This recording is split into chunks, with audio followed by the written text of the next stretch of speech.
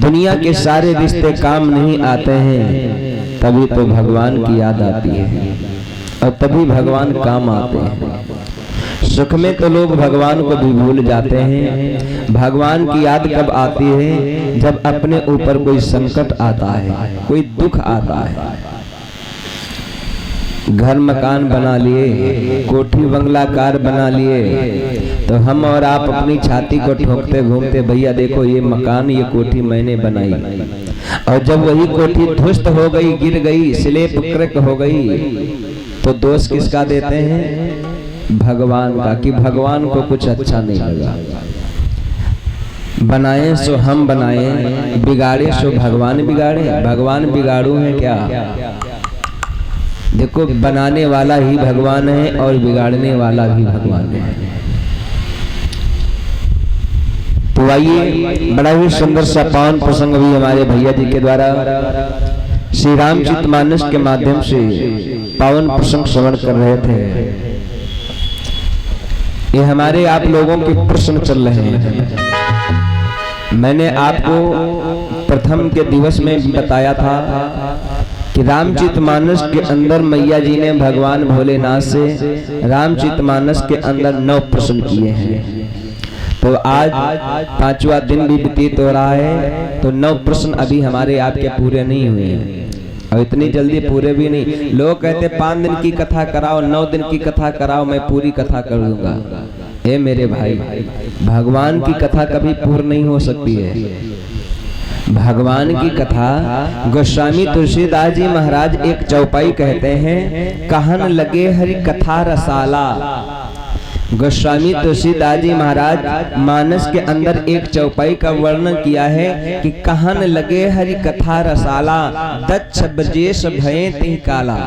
कहन लगे हरि कथा रसाला। ये रसाला क्या होता है? रसाला माने एक पका आम होता है। ये भगवान की कथा कैसी है? ये रामचरितमानस का ग्रंथ कैसा है? सुनिएगा। कहन लगे हरि कथा रसाला। रसाला माने एक पका आम होता है। ये आम की पद्मी रामायण के अंदर क्यों बताई गई? आप लोग कहते होंगे हर फलों से अच्छा होता है आम का फल, इसीलिए। क्या वास्तविक में दादा आम ही का फल सब फलों से अच्छा होता है? और भी फल हैं, सेब है, संतरा है, मौसमी है, नार है, केला है, कुछ भी गोस्वामी तुलसीदास जी महाराज को लिखना था, लेकिन ये आम ही का फल क्यों लिखा? कहन लगे हरि कथा रसाला। रसाला माने एक पका आम होता है। आम। और ये रामचरितमानस का ग्रंथ कैसा है? आम का फल कैसा है? जितना हम और आप अपने उस पके आम को लेते अपने मुख में ले जाते हैं दादा, मुख में ले जाते हैं और बढ़िया उसको खूब दाब दाब करके चूसते हैं, फिर अंदर फिर बाहर फिर अंदर फिर। जितना ही हम और आप उसकी गुठली को उधेलते उतना ही आनंद आता है। अब कहो कि दादा सेव का फल अच्छा है, ले लो दादा सेव ले लीजिए, खाइए और फिर गदेली पे उगलो, फिर खाओ, फिर उगलो। ऐसा कर पाओगे? नहीं कर पाओगे। ये आम ही का फल ऐसा है, जितना ही हम और आप इसको खाएंगे उतना ही आनंद आएगा। वैसे ही है रामचरितमानस का ग्रंथ। जितना ही हम और आप इसको पढ़ेंगे उतना ही आनंद आएगा। जितना ही हम और आप इसके अंदर प्रवेश करेंगे उतना ही आनंद आएगा। इसीलिए गोस्वामी तुलसीदास जी महाराज कहते हैं ये जो रामचरितमानस का ग्रंथ है ये एक पका आम है। एक पका आम है। तो कहने का तात्पर्य मेरे भाई, भगवान की कथा 10-5 दिन में तो नहीं, महीनों में भी पूर्ण नहीं हो सकती है। तो आइए, बड़ा ही सुंदर सा पावन प्रसंग अभी भैया जी के द्वारा श्रवण कर रहे थे।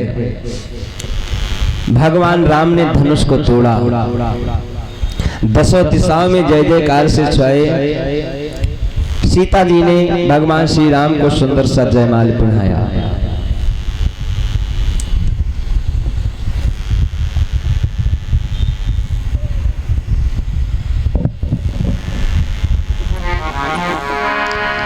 बोलिए गुरुदेव भगवान की, राम कृष्ण भगवान की जय हो। जिस समय मर्यादा पुरुषोत्तम भगवान श्री राम ने धनुष को तोड़ा, 10 दिशाओं में जय जयकार से छाए। देवताओं ने मिलकर के सूर्यमंडल से पुष्पों की बरसात किया।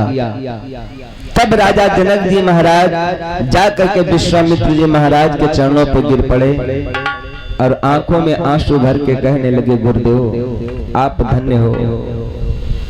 मैं तो सोचता था कि इस धनुष को कोई तोड़ भी नहीं पाएगा, मेरी बेटी कुंवारी रह जाएगी, लेकिन आपने राम लक्ष्मण को ला करके मेरा नगर धन्य कर दिया, हमें भी धन्य कर दिया। ए मेरे भाई, राजा जनक जी महाराज गुरुदेव महाराज से कहते हैं, महाराज अब मेरी इच्छा है कि अयोध्या नगर को संदेशा दिया जाए, राजा दशरथ जी महाराज को संदेशा भेजा जाए, जो भली प्रकार से राजा दशरथ जी महाराज अपने बेटा राम की बारात को ला सकें। तो आज ऐसा ही किया गया।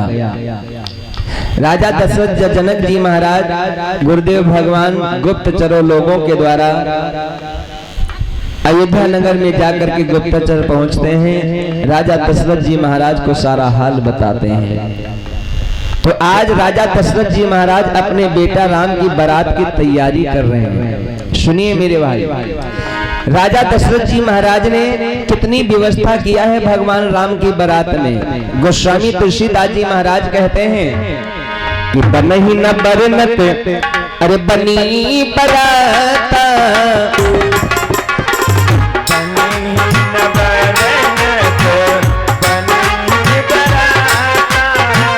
बनई न बरनत बनी बराता, हो शगुन सुंदर शुभ दाता, बनई न बरनत बनी बराता, हो शगुन सुंदर शुभ दाता, बनई न बरनत बनी बराता, हो शगुन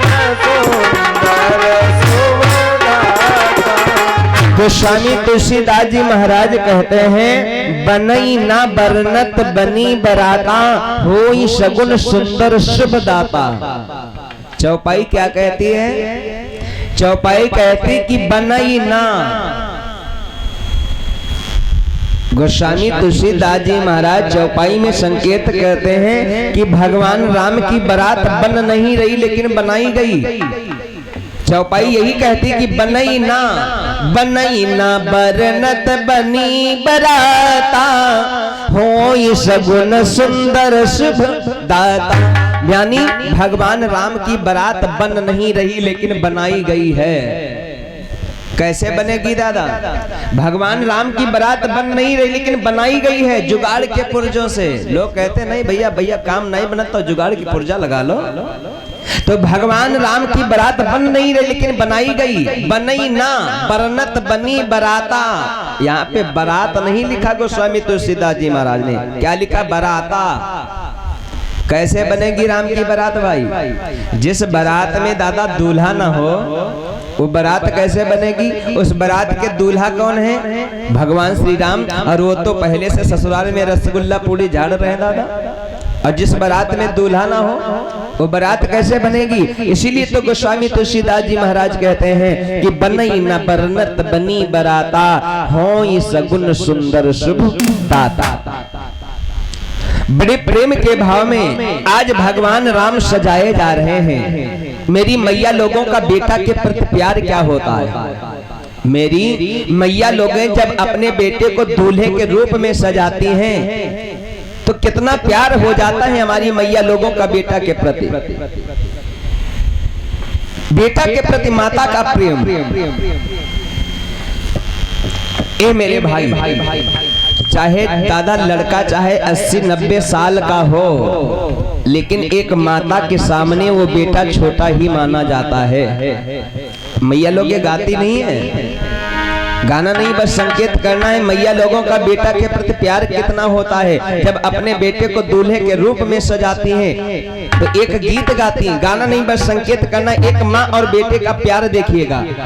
मैया लोग गाती हैं कि बारे लड़ई ते मई ब्याहन पठयों की, अरे दूध पीन वोट को मिलाई।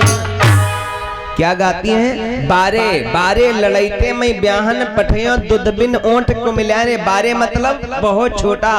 मेरी मैया लोगों का बेटा के प्रति प्यार ही ऐसा होता है, चाहे 80-90 साल का बेटा हो जाए, लेकिन एक माता के सामने वो बेटा छोटा ही माना जाता है। भगवान राम सजाए जा रहे हैं और सखियां गाती हैं कि फूलों से पन्ना सजाया ऐ जगदम्बे मैया, फूलों से पन्ना सजाया जगदम्बे मैया, फूलों से पन्ना सजाया जगदम्बे मैया, फूलों से पन्ना सजाया जगदम्बे मैया। ओ मेरी जगदम्बे मैया, ओ मेरी जगदम्बे मैया, ओ मेरी जगदम्बे मैया, ए मेरी जगदम्बे मैया, ओ मेरी जगदम्बे मैया, ओ मेरी जगदम्बे मैया। फूलों से फूलों से फूलों से पन्ना सजाया जगदम्बे मैया, फूलों से पन्ना सजाया जगदम्बे मैया, फूलों से पन्ना सजाया जगदम्बे मैया। सोने का मोरा सोने का गजीरा, सोने का मोरा सोने का गजरा, फूलों का मोरा सोने का गजीरा, नैनों में कजरा लगाया, नैनों में कजरा लगाया जगदम्बे मैया, नैनों में कजरा लगाया जगदम्बे मैया, फूलों से पन्ना सजाया जगदम्बे मैया, फूलों से पन्ना सजाया जगदम्बे मैया। आज भगवान राम बड़े प्रेम के भाव में सजाए जा रहे हैं। आज राम की बारात बड़े प्रेम के भाव में सज करके जब तैयार हो करके जनकपुरी की ओर को बढ़ती है, राजा जनक जी महाराज ने बारात को आने के लिए कितनी व्यवस्था किया है मेरे भाई। राजा जनक जी महाराज ने बारात को आने के लिए कितनी व्यवस्था किया। जो अयोध्या से लेकर के जनकपुरी तक पुल पड़ते थे ना, सारे नए पुलों को बनवाया था, सारे रास्ते बनवाए थे राजा जनक जी महाराज ने, इतनी व्यवस्था किया था। और सत्य मेरे भैया लोगों, देखो दहेज में हाथ पैर जोड़ करके कमी करा लेना, जैसे बने तैसे, लेकिन व्यवस्था में कोई कमी मत रखना। क्यों? क्योंकि जो तुम्हारे द्वारे पे उस दिन मेहमान आता है ना, शायद में मेरे भाइयों दोबारा कभी नहीं आएगा। सेवा सत्कार करने में कोई कमी नहीं होना चाहिए। आज भगवान राम की बारात सज करके कहां को पहुंचती है? जा करके जनकपुरी में। जनकपुरी में जाकर के भगवान राम की जिस समय बारात पहुंची, गोस्वामी तुलसीदास जी कहते हैं, अरे नगर निकट बारात सुनी आई,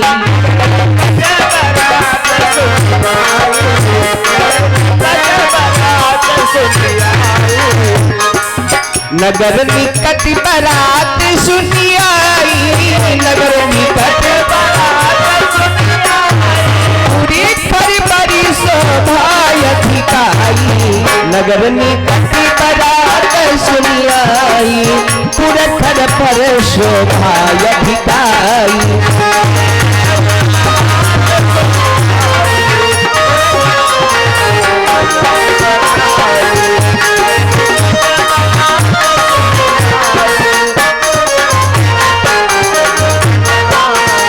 गोस्वामी तुलसीदास जी महाराज कहते हैं, नगर निकट बारात सुन आई, पुर घर भर शोभा अधिकाई। राजा जनक जी महाराज को जब ये बात मालूम हुई कि बारात मेरे नगर के करीब आ चुकी है, तो लोगों को अगवानी लेने के लिए भेज दिया। बारात, राम की बारात लगन के पहले जानते हो कितने दिन गई थी? और भगवान की बारात कुल टोटल जनकपुरी में कितने दिन रुकी थी? 1-2 दिन नहीं, 1-2 महीने नहीं मेरे भाई। भगवान राम की बारात लगन के पहले से कितने दिन? 39 दिन लगन ते प्रथम ही गई बारात। लगन के पहले 39 दिन भगवान राम की बारात गई थी जनकपुरी में मेरे भाई। अब कुल टोटल कितने दिनों तक रुकी थी? 1-2 महीने नहीं, कितने दिन कि 74 दिन टिकी ही बारात।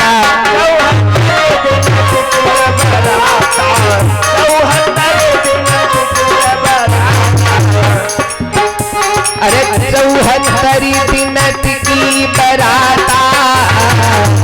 अरे फिर में मनो हृदय समाता।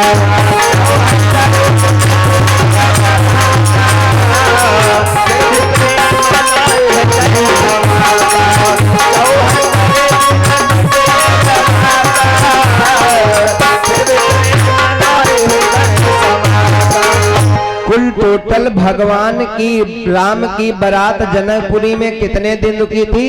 74 दिन टिकी बारात। फिर भी प्रेम नहीं हृदय समाता।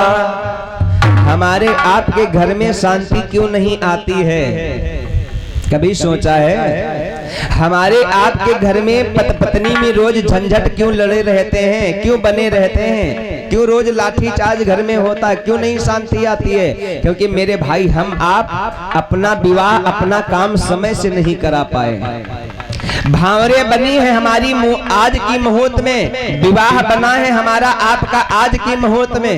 मतलब 12 बजे के पहले विवाह भावरे पड़ जाना चाहिए। किसी की भैया की पड़ी है 12 बजे के पहले भावरे? पड़ी हो तो बतावें।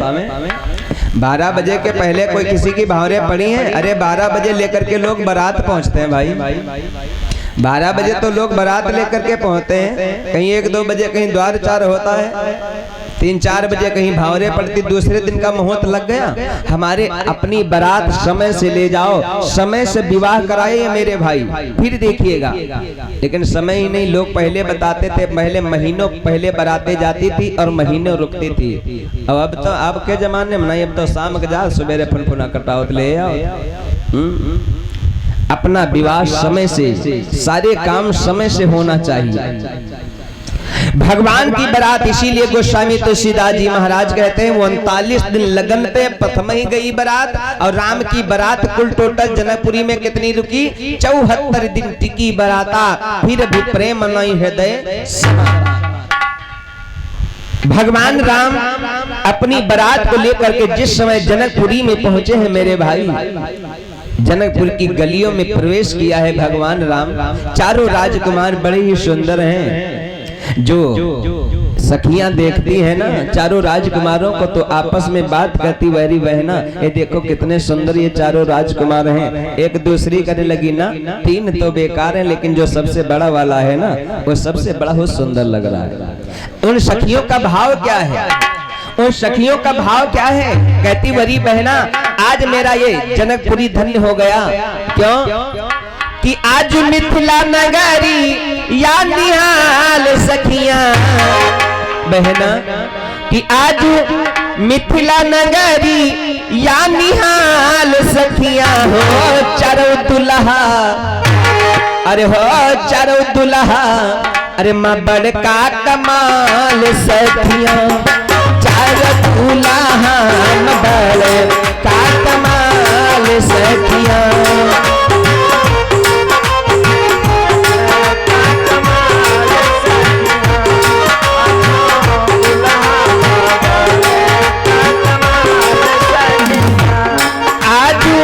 मिथिला नगरी या निहाल सखियां। आज मिथिला नगरी या निहाल सखियां हो तारो दुल्हा, हो तारो दुल्हा बड़े कमाल सखियां। तारो दुल्हा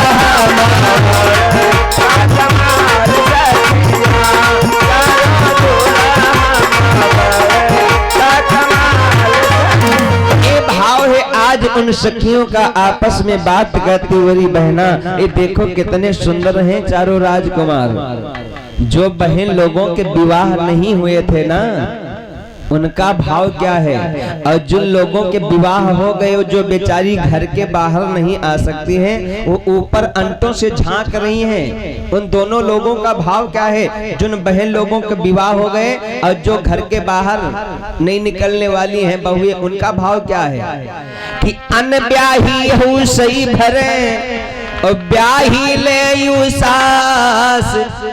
जिन बहन लोगों के विवाह नहीं हुए ना, उनका भाव क्या है। भगवान से निवेदन करती, दुर्गा मैया से कहती है मैया, हे दुर्गा भवानी, ऐसा कुछ होता कि इन्हीं के साथ में मेरा भी विवाह हो जाता। अन ब्याही हौसई भरे और ब्याही ले उसात। जिनकी चाहिए मई ब्याह भपना होगे ना, अब वह मार हाथ में से दर्द है, पहले ना आए वरना तुम्हारे साथ है मोह। तो अन ब्याही हौसई भरे ब्याही ले उसास, ये भाव है सखियों का मेरे भाई। राजा जनक जी महाराज ने बड़ी ही व्यवस्था किया है, हर एक बराती लोगों का स्वागत सत्कार किया, भोजन खिलाया आनंद के साथ। पहले के जमाने में बरातें जाती थी, पंगतें बैठा ली जाती थी, बढ़िया क्या आनंद आता था। लेकिन अब तो दादा सब गिद्ध भोग हो गया, गिद्ध भोग। ये दुनिया के गिद्ध कहाँ गए दादा। अब कहीं गिद्ध हैं दिखाई पड़ते हैं, ढूंढो तो नहीं मिलेंगे। ये गिद्ध गए कहाँ सब। जब से स्टैंडिंग व्यवस्था इस संसार में आ गई ना, जब से इस दुनिया में ये स्टैंडिंग व्यवस्था आ गई, तब से गिद्धों ने सोचा अब भैया भागो, यहाँ तो सब गिद्ध हुई है। हमारी आप लोगों के किन लोगों में गिनती हो गई भाई, किन लोगों में गिनती हो गई। चन्नियां बनी हैं, वही मैं चारा डाल दे, जानवर बेचारा खड़ा खड़ा खाए रहा। चार पैर के क्या होत भैया, जानवर के। अरे दादा वो तो जानवर है, लेकिन अब तो आदमी खड़े खड़े खाना शुरू कर दिया भाई। कैसा समाज हो गया। वारे स्टैंडिंग व्यवस्था, लोग मांग करते हैं भाई, भैया कुछ मत देना, लेकिन स्टैंडिंग बहुत बढ़िया स्टैंडिंग व्यवस्था जरूर कर देना। आज राजा जनक जी महाराज ने हर एक बराती लोगों का स्वागत सत्कार किया, बड़े प्रेम के भाव में। सारा विवाह संपन्न हुआ। प्रातः हुआ, जब भगवान श्री राम का कलेवा हुआ, तो भागवत कहती है चारों राजकुमार बड़े प्रेम के भाव में राजा जनक जी महाराज के आंगन के बीच में कलेवा खा रहे हैं। कलेवा हो रहा है, सखियां गाली देने लगी, अरे करन कलेवा। जिस समय अच्छा एक बात और बताएं दादा, देखो भगवान राम ने सब लोगों के हाथों से कलेवा खाए।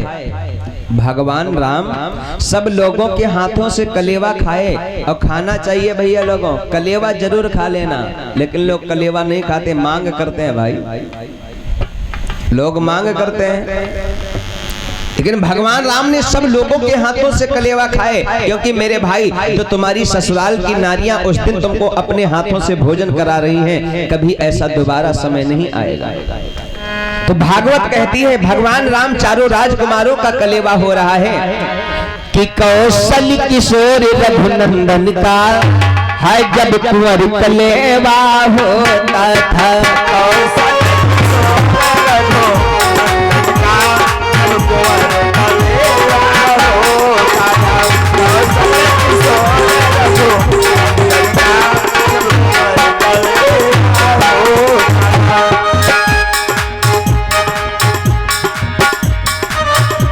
कौशल किशोरी रघुनंदन का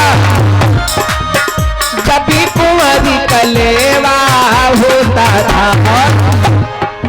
श्री जनक राय के आंगन में,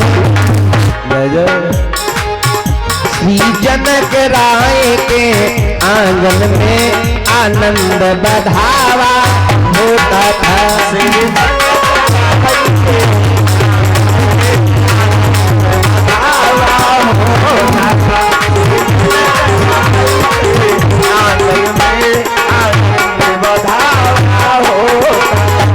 श्रीमद् भागवत कहती है कौशल किशोर रघुनंदन का जब कुंवर कलेवा होता था, श्री जनक राय के आंगन में आनंद बढ़ावा होता था। भगवान राम को सारी सखियां आज बड़े प्रेम के भाव में भोजन खिला रही हैं। भगवान श्री राम ने सब लोगों के हाथों से कलेवा खाए। कलेवा हुआ बड़े प्रेम के भाव में। अब कैसा समय आया, अब विदाई का समय आया। भगवान राम राजा जनक जी महाराज से कहने लगे, महाराज अब हमें आज्ञा की जरूरत है, मैं अपनी बारात को ले जाना चाहता हूँ अयोध्या नगर को। राजा जनक जी महाराज आंखों में आंसू भर के कहने लगे, बेटा राम अभी तक मैंने तुम्हारी कोई सेवा नहीं कर पाया, मेरी इच्छा है कि अभी कुछ दिनों तक मेरे इस जनकपुरी में आप और ठहरिए, क्योंकि मैंने कोई तुम्हारी व्यवस्था अभी सेवा नहीं कर पाए। भगवान राम कहने लगे, नहीं राजन बड़ी ही सेवा हो गई, अब हमें आज्ञा की जरूरत है। तब राजा जनक जी महाराज ने कहा, बेटा राम अगर तुम अपनी बारात को ले जाना ही चाहते हो तो सुनो राम, तुम हमसे कुछ मांग लो। राम कहने लगे, महाराज मैं तुमसे क्या मांग सकता हूँ? अरे आपने तो अपनी बेटी को सदैव के लिए मेरे चरणों की सेवा करने के लिए समर्पित कर दिया, अपने दिल की कली को सदैव के लिए हमें समर्पित कर दिया, अब तुमसे हम क्या मांगे? नहीं महाराज बहुत कुछ दे दिया। राजा जनक जी महाराज कहने लगे, बेटा मांग लो, मांगा जाता है। तो भगवान राम ने राजा जनक जी महाराज से क्या मांगा? भाई क्या मांगा? कहने लगे, महाराज जो मैं मांगूंगा दे दोगे? हाँ हाँ मांगो। तो राम कहने लगे, महाराज सुनिए, अगर तुम हमको कुछ देना चाहते हो तो जितने भी हमारे अयोध्या नगर से मेरी बारात में अनब्याहे लड़के आए हैं ना, जिन लड़कों के विवाह नहीं हुए हैं, वो सारे लड़कों के विवाह तुम्हारे जनकपुरी से होना चाहिए। तो राजा जनक जी महाराज ने ऐसा ही किया। अरे जितने कुमार अवधते आए,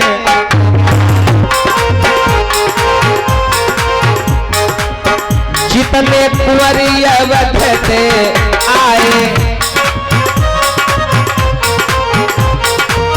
जितने कुंवर अवधि ते आए, जनक ब्याह सबके करवाए, जनक ब्याह सबके करवाए, जनक ब्याह सबके करवाए, ब्याह सबके करवाए, जनक ब्याह सबके करवाए।